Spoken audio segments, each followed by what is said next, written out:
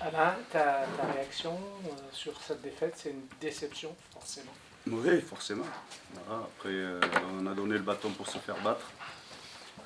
Voilà, parce que quand on joue un match de ce niveau-là, du haut du tableau, qu'on est chez soi, ben, il faut éviter de mettre l'adversaire sur les bons rails avec, sur deux situations en première mi-temps,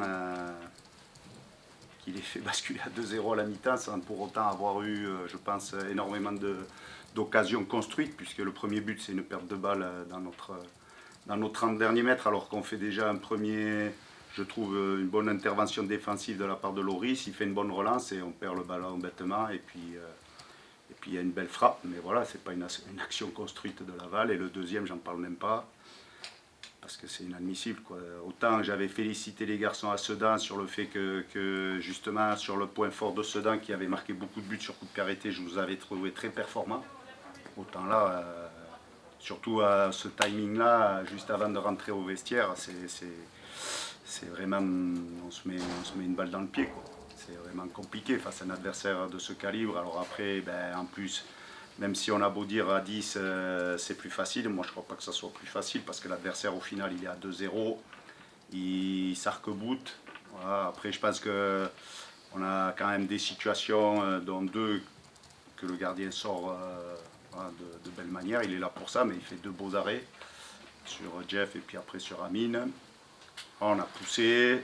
J'avais dit au moins avoir un peu d'orgueil et d'arrêter de ronronner sur cette première mi-temps et de pousser pour au moins gagner la deuxième mi-temps. On l'a fait. Je pense que après, ce que je regrette aussi, c'est que quand voilà, quelque part, il y a un adversaire et puis qu'on a des garçons qui, je pense, peuvent être performants dans la surface de réparation sur les premiers et deuxièmes ballons parce qu'on a de l'impact athlétique, parce qu'on a de la tête avec Amine, avec Joe Rivas, avec Arnold, avec même Loris sur la fin, puisqu'on le fait grimper, on doit mettre des centres. Et à l'arrivée, pour qu'il y ait un centre, il faut presque que le ballon, presque on le pose sur un tee et voilà, on met une pénalité, quoi. Alors qu'on a fait des situations justement pour trouver des décalages et arriver sur des côtés pour que le gars il ait le temps de centrer. Et je trouve qu'on a manqué de spontanéité là-dessus pour mettre le feu sur le deuxième ballon. Voilà, c'est vrai qu'après, ben, surtout quand le temps il s'égrène, il faut arriver à mettre l'adversaire sous pression malgré tout. Alors après, ben, c'est des fois des deuxièmes ballons, c'est un ballon dévié, c'est une frappe. Mais là, voilà, on tente toutes les options pour revenir au score. Et je trouve que là-dessus, on a manqué de vis, de métier, voilà, même de prise d'initiative. Alors, j'ai eu l'impression, moi, pour certains, que je ne sais pas si c'est l'enjeu du match qui est un peu. J'ai pas reconnu certains joueurs. Voilà. Je pense que la pression du match, je l'explique comme ça, j'en sais rien, j'en discuterai avec eux, mais je pense qu'il y a certains joueurs, ils se sont mis une pression et qu'on n'a pas reconnu certains joueurs dans leur qualité technique. Voilà.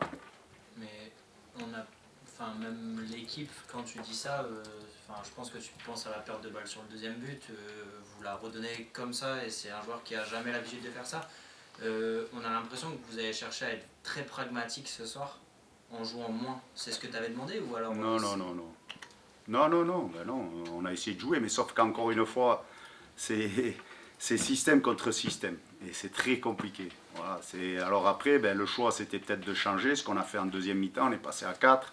Voilà, mais sauf que c'est difficile sur un match comme ça, d'un seul coup, de se dire on va changer, alors qu'on a bossé toute l'année dans un système et que ça peut aussi jouer le match un peu à la pièce ou à la roulette russe en se disant est-ce que les gars vont assimiler le système, est-ce qu'il ne va pas y avoir trop d'incertitudes pour certains, parce que ça demande une réflexion quand même dans le jeu.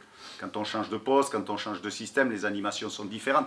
Donc là, ben, on est resté dans ce système-là, ce qui nous avait quand même plutôt réussi à l'aller, voire même sur d'autres matchs ben, à Sedan, voilà, où des fois on arrive quand même malgré tout, mais après pour trouver des décalages et de la fluidité dans le jeu, quand c'est des systèmes comme ça, on ne peut pas dire que Laval, ils aient eu non plus voilà, des phases de jeu fabuleuses où on a vu des envolées. Voilà, ils ont été très sereins, quoi. Enfin, ils ont été très sereins, ils ont su ressortir avec. Ouais. Enfin, je les ai trouvés. Enfin, ils ont eu la tête froide, même à 10 parfois, pour ressortir des ballons et même l'âme dans votre camp. Ouais, ouais, ouais. Mais là aussi, c'est parce qu'en fait, nous, on se désorganise tellement pour poser des problèmes et que du coup, même avec un seul attaquant, à un moment donné, et c'est pour ça que j'ai vite changé, parce qu'on restait à 3 derrière. il n'y avait qu'un seul attaquant, Nchobi, et personne ne le prenait au marquage, il se valait entre les lignes, il se retournait et il arrivait face aux 3 défenseurs. Alors que ça, en match normal, on ne le voit pas. Notre défenseur, il avance sur l'attaquant. Et là, je ne sais pas si c'est inconsciemment, les mecs qui se disent, mais comme il est tout seul, il n'y aura pas de danger. Ben ouais, mais sauf que si personne n'y va, ben lui, il se retourne, il avance, et puis il y a d'autres joueurs qui arrivent lancer. Et donc, je pense qu'inconsciemment, comme on pense qu'on va revenir au score et qu'on s'occupe que de l'aspect off, entre guillemets, ben on en oublie des fois le côté rationnel de l'aspect def. Et c'est pour ça que du coup, sur certains coups, ils peuvent faire mouche aussi sur une sortie. Mais en l'occurrence, c'est un match voilà, qui laisse un goût amer forcément, parce qu'on avait à cœur de bien faire et que je pense qu'on le doit plus à nous qu'à la force de Laval sur ce match-là. Maintenant, voilà, mais tant mieux pour eux, ils ont pris les 3 points, ils ont été solides. Mais je pense qu'il y avait matière à, au moins à tirer le nul. Au moins à tirer le nul. Le fait de jouer Concarneau très vite, c'est quoi bien parce que vous n'aurez pas le temps de gamberger? Oui, tout à fait, c'est ce que je leur ai dit. J'aurais dit, ben voilà, vous avez peu de temps pour gamberger. Il va falloir vite se remettre au boulot, bien récupérer demain et vite se projeter sur Concarneau parce qu'au final, Concarneau est juste là devant nous. C'est pas à la fin du monde non plus, heureusement. Voilà, c'est un match coup près là-bas, tu vas le prendre comme un match coup près? Bah, c'est comment ça, on va pas attendre l'avant-dernière journée pour dire forcément qu'à un moment donné, il faut arriver à rester dans le bain et à gagner des matchs. Hein. Si on veut aller là-haut, il faut gagner des matchs. Donc, ben, voilà, souvent on lâche des points à domicile, on va les récupérer à l'extérieur. J'espère que la série va rester dans ce sens-là, parce que sinon on va devoir ramer. Est-ce que quand même psychologiquement, le groupe, le fait de perdre à domicile contre Laval et d'avoir maintenant cet écart de 9 points avec eux, est-ce que psychologiquement ça joue sur les 6-7 derniers matchs là, ben, si on ne doit pas s'occuper de la première place, il en reste 2. Hein. Donc la première place, à la limite, voilà, ben, il en reste 2. Je pense qu'on est assez d'équipes à pouvoir encore rêver à ces 2 places. Donc ben, rêvons. Si les garçons ils ont un coup de massue derrière la tête, c'est là qu'on voit la force d'une équipe. Hein. On fait de la compète, c'est ce que je leur ai dit, on fait de la compète pour jouer ces matchs-là. On s'est préparé, moi je leur ai dit, on s'est préparé depuis le mois de juin pour vivre des matchs comme ça. Et il y a des saisons, je pense qu'ici ils en ont vécu des saisons galères quand même.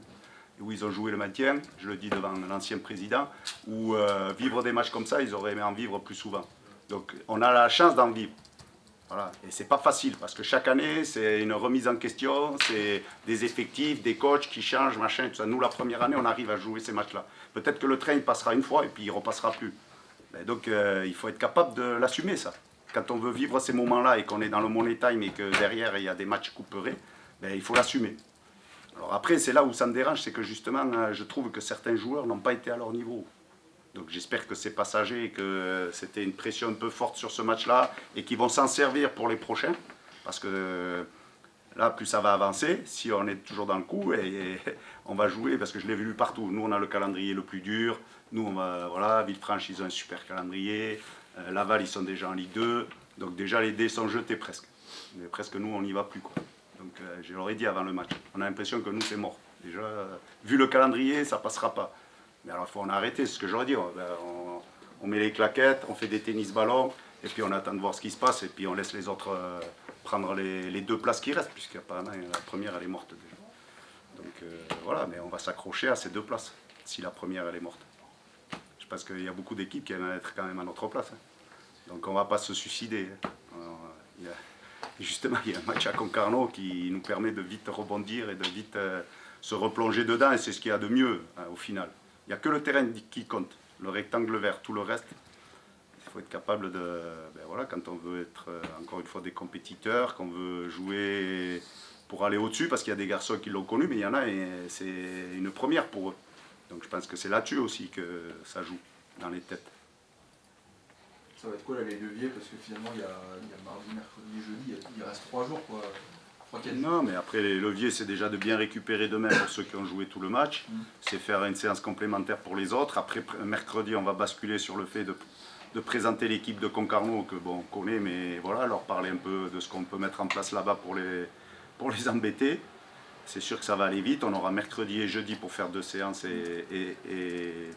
Mais après, encore une fois, on ne va pas révolutionner notre équipe Là, cette match de la fin, il y a une équipe qu'on connaît, on connaît comment elle anime son projet de jeu. Nous, on sait comment on doit aussi. Je pense qu'à l'aller, même s'il y a un score défavorable, je pense qu'on leur avait posé quand même pas mal de problèmes. Voilà, donc on va y aller conquérant pour effacer celui-là. Puis après, si on bat Concarneau, tout le monde aura le sourire. Voilà, c'est comme ça.